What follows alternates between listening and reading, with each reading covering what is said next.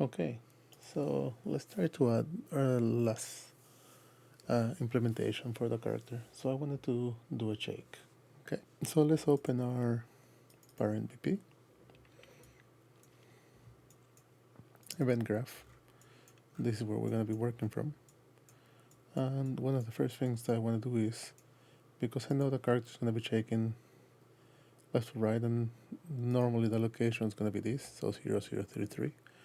I don't really want to be doing this every time, so might as well just let the computer figure it out for me.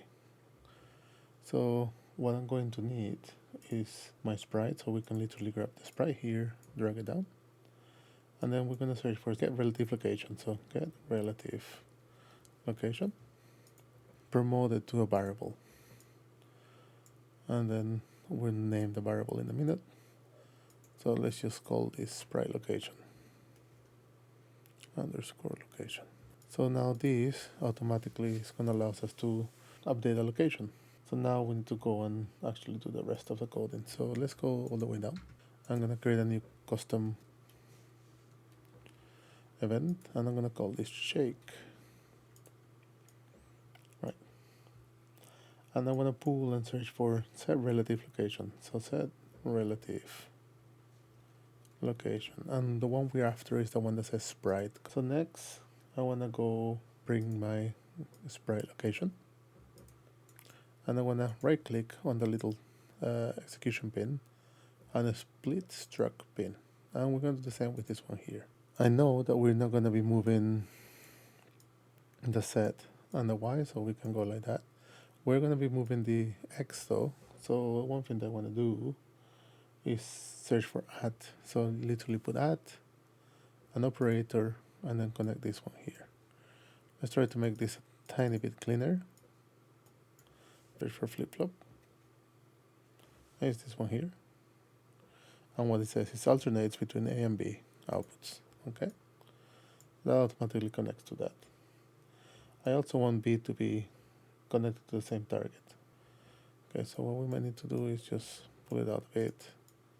I'm gonna have my sprite closer so then it looks okay. What I wanna add is I wanna add a select so we can use this to our benefit. So I might move it up a bit so I have a bit more space. I'm gonna search for select. And it should look like this one here. 3 options you're gonna get from this one. Okay? So from here I wanna create a new variable. So let's just add a new variable. I'm gonna call it shake distance underscore distance. I want this variable to be a float because it's going to be a number. I'm going to compile.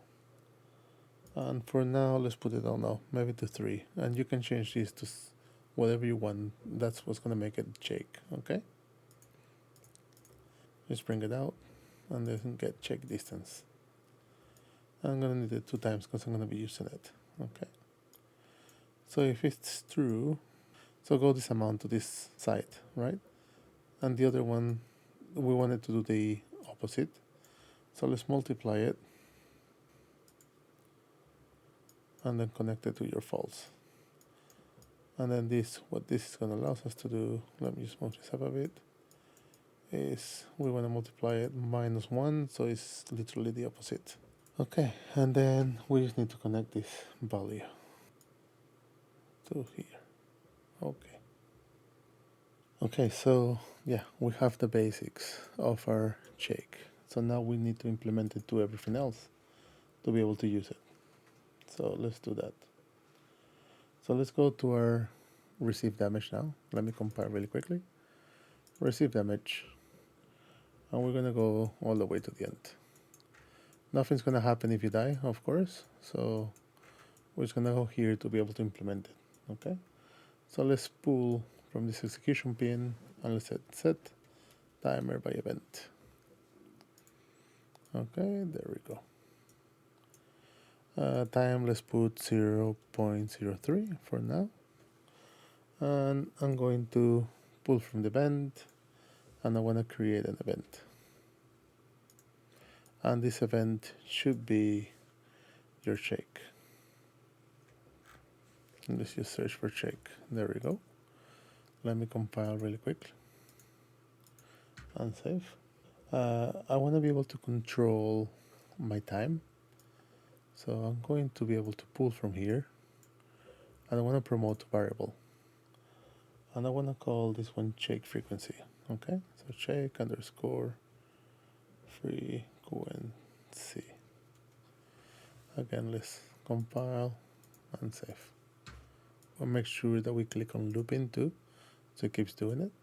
And one thing that we want to do is from return value, we're going to pull and we're going to go to promote to variable. And I want to call this variable Sprite shake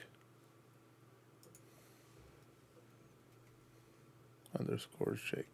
I'm going to compile again and save. I'm going to go to my no damage too, because we need to add it in there, or else it's going to carry on shaking. Now that we are on our no damage, I'm going to give me a bit of space here. And I'm going to get my Sprite shake. I'm going to pull and search for clear and invalidate timer by handle. And I just want to connect these two. Lastly, while we're in here too, I'm going to go and give me a tiny bit more space. I'm going to look for set relative location, and make sure it's on Sprite. So I already have my Sprite, so all I'm going to do is get my Sprite location and just connect my Sprite location to this one. Compile and save. And in theory, that should be it. So let's see if it works. Let's play. I can attack, so I'm going to try to attack him. Oh. So now we also got a shake implemented. And he killed me. There we go. So yeah, that works.